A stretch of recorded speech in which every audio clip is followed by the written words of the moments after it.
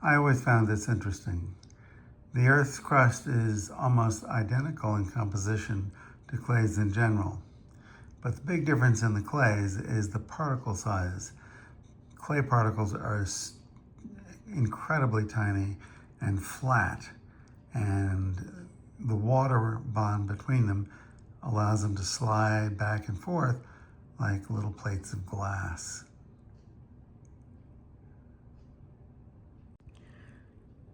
This is the plate on one of my kilns. Notice that it says single phase, phase 1, which means it runs on household current. And that's what you have at home.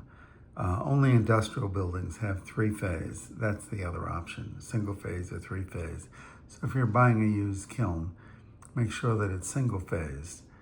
They're all gonna be 240 volts, and 48 amps is typical for a 1027 or a 1227. This is the Orton cone chart, and I had a devil of a time finding this thing on the web. You would think it would be very easy to find, but there are 2 kinds of cones, small and large, and they melt depending. The temperature at which they melt depends on how fast the heat rises in the kiln. So if you do a fast firing, then they will melt at a higher temperature than if you do a slow firing. And if you study this, you'll understand what I'm talking about. The table on the left is for Fahrenheit, the one on the right is for centigrade. And I don't know what Orton's first name was, but he formulated these cones a long time ago, probably close to 100 years. And they really are the best thing for determining what the heat in the kiln has done to your pots. And that's called heat work. Okay. So now I'm going to show you how to make the codle to hold the plaster. And these are 2x4s, and they're up on end, and you arrange them like so.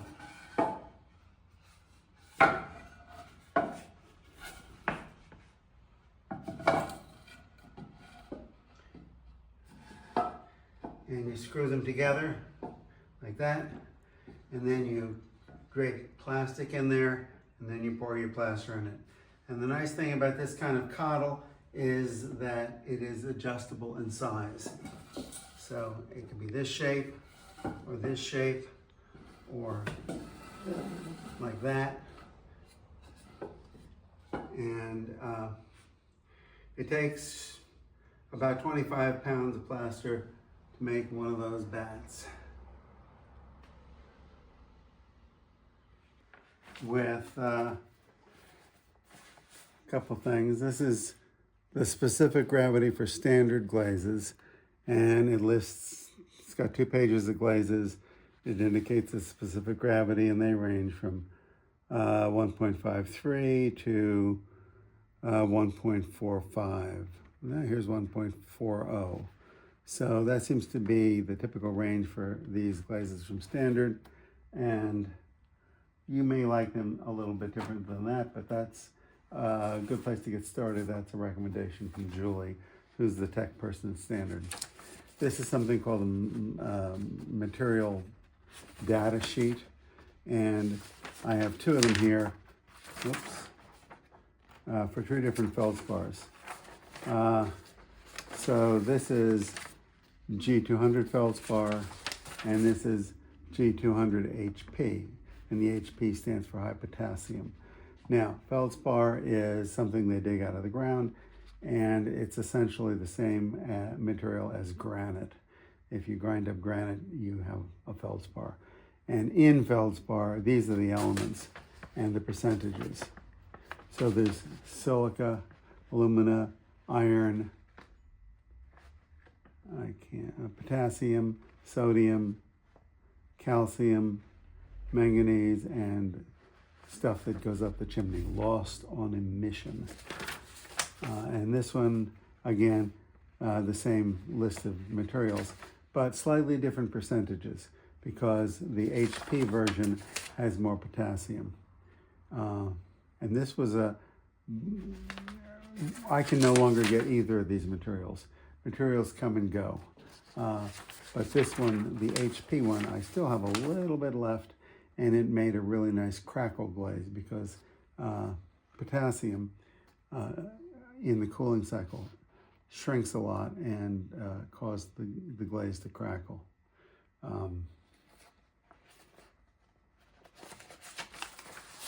So you can get that. This is another thing from Standard. This is a list of all their clays, and it talks about the temperature that they can be fired to, what they look like in at cone 6 and at cone 10 and in reduction. And then there's a little description of them there, and you can get that as standard. So I'm just showing you stuff that you can get should you want to. And here is my box of little containers and lids. So I have, you know, these pint containers that I use for testing. I buy like 500 at a time because I do a lot of testing. I like to do testing, and that's why I have all these beautiful glazes that you see over here. I didn't go out and buy these. I made them, and it represents 50 years worth of research. And I hope my students have understood that, although I'm pretty sure some of them don't. You know, it's just they walk in the door and there's everything all ready to go.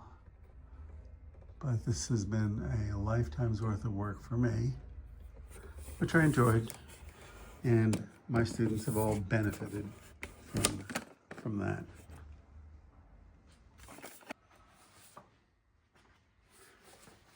I don't think I showed you this. This is a list of various frits. Here are the frits running down the side, and this is what's actually in the frits. So if I'm looking for a frit that has a high boron content, I can look down this column and see that these two here have the highest frit content of all, and the numbers of those two frits are 3134 and 3195, and they're made by the Faro Frit Company. Okay, so these, what I showed you is just stuff that I have that is useful to me and could be useful to you. And here is a printout of what's in a particular glaze. So Stephen Hill has a cone 6 glaze called Red Orange, and these are the things, these are the bags of stuff that I go to the bag and I weigh out 66 grams and 24 grams and so on, and that will give me a total of 200 grams of glaze. But what did I actually put in there? Well, I put in this much calcium and this much lithium and that much manganese and that much potassium, that much sodium, and so on. So I can tell on the element level what I'm doing. This is an oxygen probe, and it can give me information about the atmosphere in the kiln and the temperature. And right now the kiln's not firing, but when this is pointed to there, it gives me temperature. When I point it over there, it gives me the atmosphere, and the numbers that it generates are in millivolts. And back in there is the probe sticking into the kiln, which is hard to see, but it's sticking in. There it is. Well, it doesn't look very interesting, does it? Here's one on the back of the kiln, and here's its meter. But I primarily control the atmosphere in this kiln by sliding the damper in and out. And that's what this looks like. I hook it with this little wire and I can slide it in and out. And I have a ruler taped next to the damper, or secured next to the damper, so I can see some numbers, and that helps when I write things down. And then I have a gas valve here where I can turn up the gas. And this is a basso valve which goes to the thermocouple, and this is the main on-off for the gas, like so. Okay, and this is the Carkill. It rolls in. There are 6 burners on each side. You can kind of see over there, 6 burners that shoot straight up. No bag wall. That's the chimney in the back, or the flue opening, I should say, that goes into the chimney. That's the car. And I have these advancer shelves. I've got, I don't know, I think 60 of these. And got these great posts, which I got from a factory that closed, and I sawed them to all these different sizes. And these posts are absolutely wonderful. And then this is all student work, ready to be loaded in the kiln. And these are cookies down here that I can put runny pots on. And I don't want to fire runny pots. And back when I had clay shelves, I used to use them because it's a whole lot harder to clean clay or glaze off a clay shelf. And this is a clay shelf, and you can see that it's all pitted, and this one cracked too, and here's glaze that was stuck on. And the shelves were not that expensive. They were maybe 50 bucks, but they warped. And these shelves here are about 320 bucks, but I can chip the glaze off with a putty knife. Plus I save space top to bottom. I get an extra few pots in there, and I would say in every firing, I get an extra $300 worth of pots in, maybe more. So every time I fire the kiln, I pay for a new shelf. So they're well worth it. I'm going to talk about mixing glazes. We're going to start with 5 gallons of glaze. So 5 gallons of glaze is roughly 13,000 grams of dry glaze, and about 6 of these pitchers, which are 64 ounces of water. And what I do is I go in my glaze room and I put all the dry materials in the bucket, and then I pour in like 4 of these, and then and this is a hammer drill that spins at 2,000 RPMs with a Jiffy Mixer ES blade on it, and I just stir it at full speed. And as I'm doing that, I dump in more liquid, 1 or 2 cups, pitchers, maybe 3, until it gets pretty creamy looking. Then I put my hand in there and I scrape around the bottom, because when I'm screening these glazes, I want them on the thick side. I've got 3 screens, a 30, a 60, and an 80. I start with a 30. I put it over an empty bucket. I start pouring this into the bucket. And as I'm pouring, I use this plunger and just go like this. This is an incredibly useful tip. And I screen it through the 30. Then I screen it. Then I clean this really good, and I rinse it and dump it through there. And when that bucket is pretty clean, I go back and I go back and forth a few times till I can get it through an 80 mesh screen, and then I'm done. And I make sure that I have a label on the bucket. The label always has the date and the name of the glaze. And I dip a test tile in it so that I can test it before I use it, because mistakes get made and I can't afford them.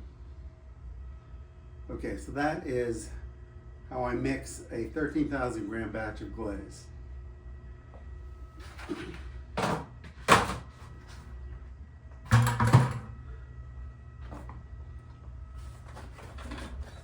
Now one of these buckets is a 2-gallon bucket, and it'll hold 3,000 grams of glaze. And I basically mix it the same way when I'm making a 3,000 gram batch. When I'm mixing even smaller batches, I use a little screen like this. This is the 60 mesh screen that I got in China, which is my favorite. This is the little 80 mesh screen, but it doesn't fit as nicely on this container. And this fits really well. So when I'm mixing a 100 gram batch, I weigh out my glaze materials and I put them in a container. Then I fill a second container with just a little bit of water, and I dump the dry materials in there and I stir them around. And if I need a little more water, I just go over here and get it until I get my glaze looking pretty good.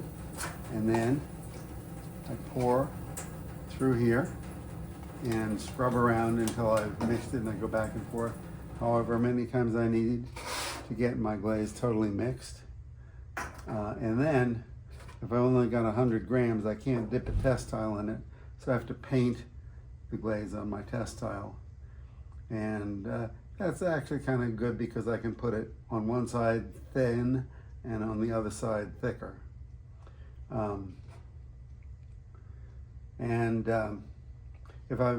If my other test batch size is 300 grams, and 300 grams of glaze would be up to about here on the container, somewhere in that area, depending on the glaze. Sometimes I mix them up the same way I do with this 100 gram batch, and sometimes I use my milkshake mixer. This is the old style, and this is really great because the blades come down from the top and you don't mess up the bearings because the bearings are up here. And on the kind of milkshake mixer that people buy for their homes, the blades are in the bottom of the thing, and after about an hour, the granular material gets down in there and ruins it, so they don't last very long. Okay, so that's how I physically mix glazes in different sizes, in different size batches.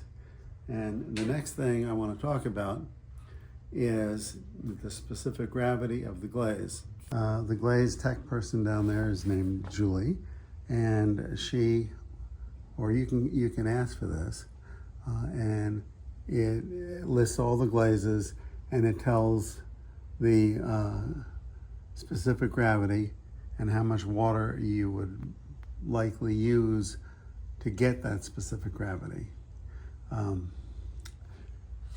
Now, the specific gravity or the thickness of the glaze really depends on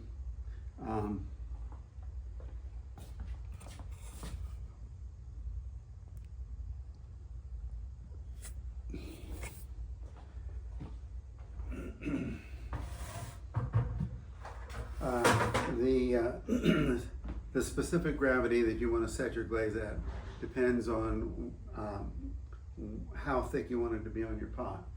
So after I try to make all my glazes so that a 1 to 2 second dip is going to give me a coat of glaze that's the appropriate thickness. And after I dip the pot, If I want to know how thick the glaze is, I take a needle tool, and when the glaze is dry, I scrape through it and I can see how thick it is.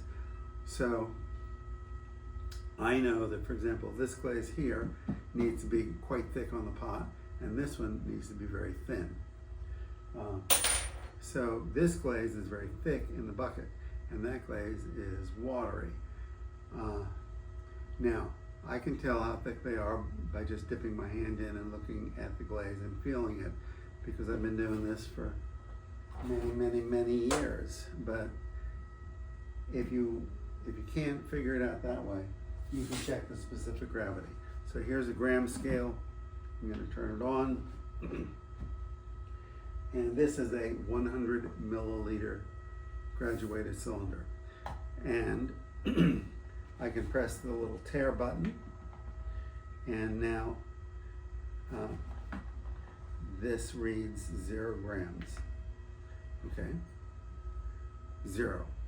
Now if I fill this with 100 milliliters of water, that water is going to weigh exactly 100 grams, because 100 milliliters of water weighs 100 grams.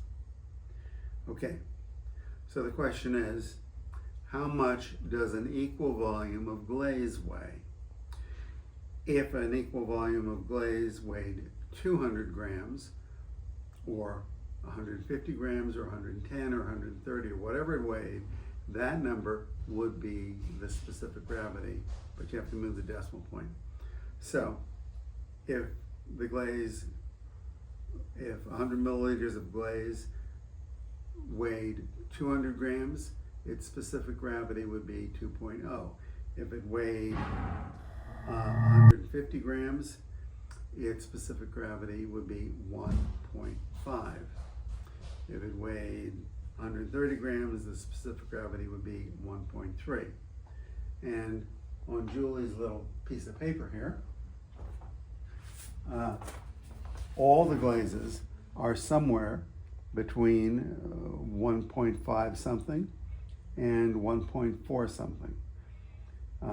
So there's a fairly narrow range. Nevertheless, it could be important, and it's easy to figure out with a graduated cylinder and a scale like this. And that will enable you to get your glazes set the way Julie suggests you set them. However, you may decide you want them thicker or thinner. That's up to you.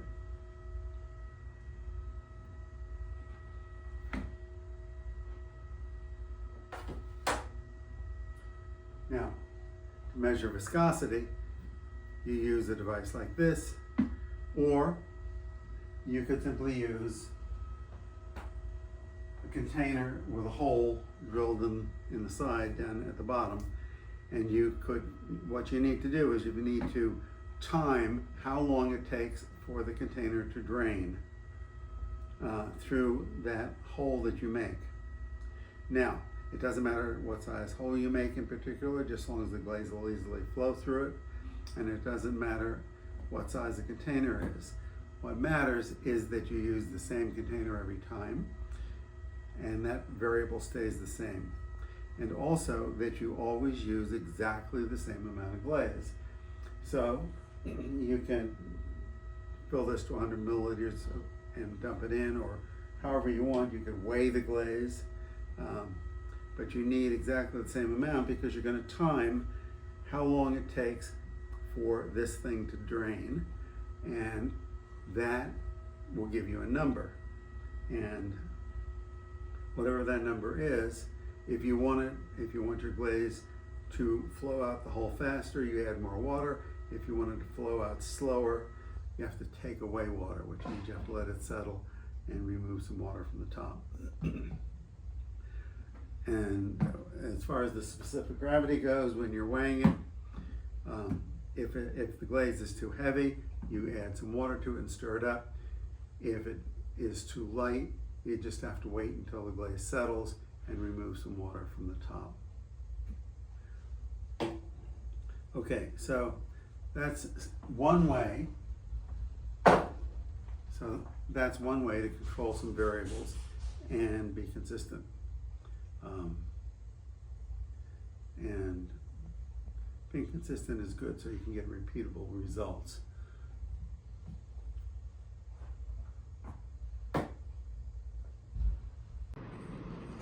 Okay, I'm out in the backyard and I'm looking at a spray booth. And I've got two spray booths back here. And this one has a blower on the back, and the overspray just goes out some duct work, which is in the back up there. It goes out that hole and goes up, and Lord knows where you're going to run your duct work too, but you're supposed to run it somewhere. And that's how this one works. And it's about almost 6 feet high, and it's 4 feet wide and like 3.5 feet tall in the spray area. And you can put a banding wheel in there and spray. I've never used this booth. When I got it though, it had a hose for an air compressor and this can, and it's essentially just an atomizer. It has the hose, the can, and it's essentially an atomizer. This goes in here, and it blows air across that, and that sucks glaze out of here and projects it toward the pot.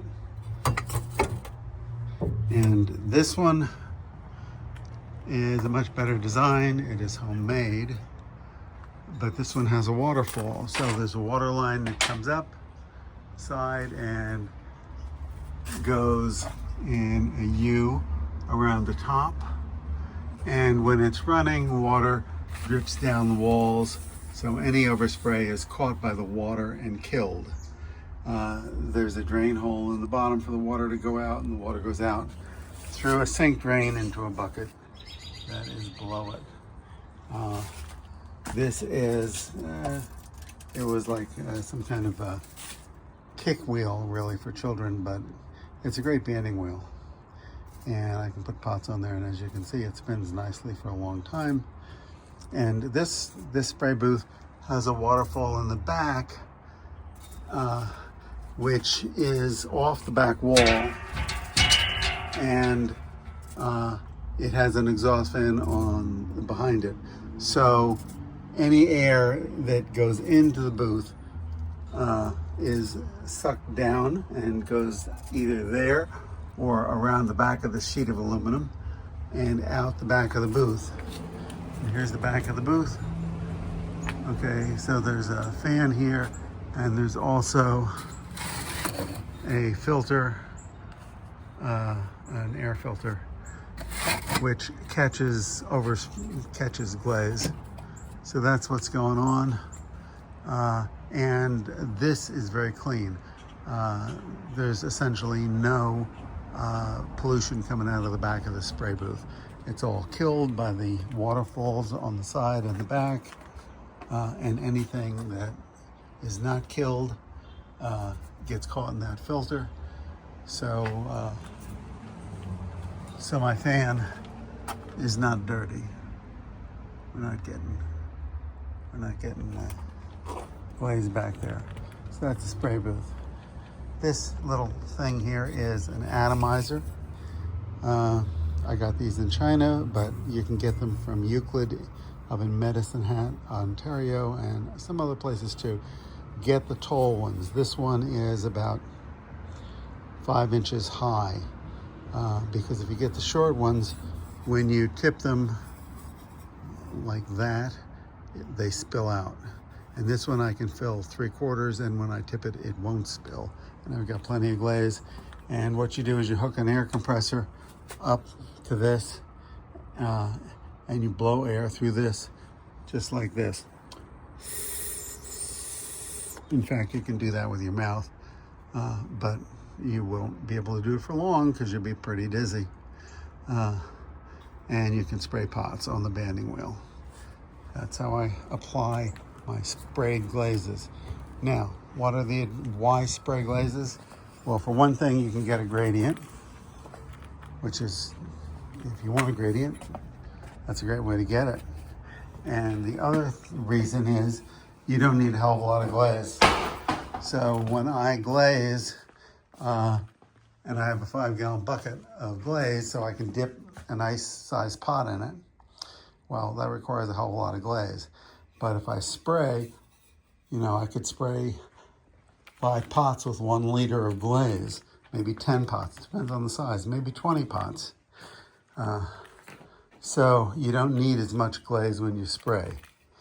And let's talk about the amount of glaze in a bucket. So these 5-gallon buckets, I mix up 13,000 grams at a time, and that will pretty much take the bucket, up to there. A lot of people just mix up 10,000.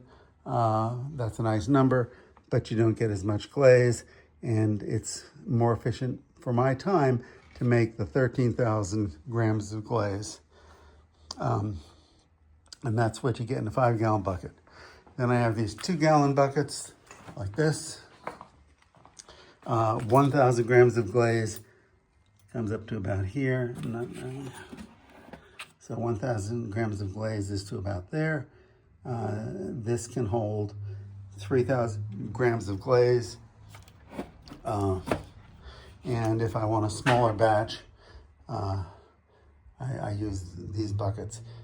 These glazes in the smaller buckets I use primarily for.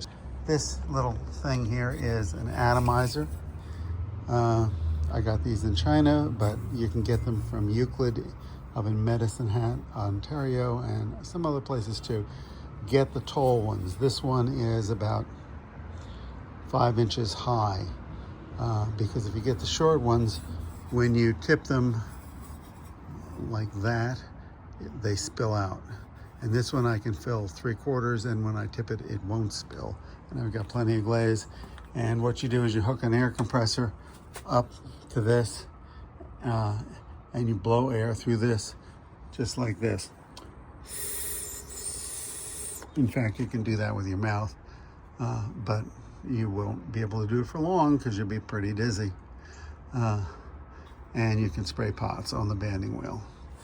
That's how I apply my sprayed glazes. Now, why spray glazes?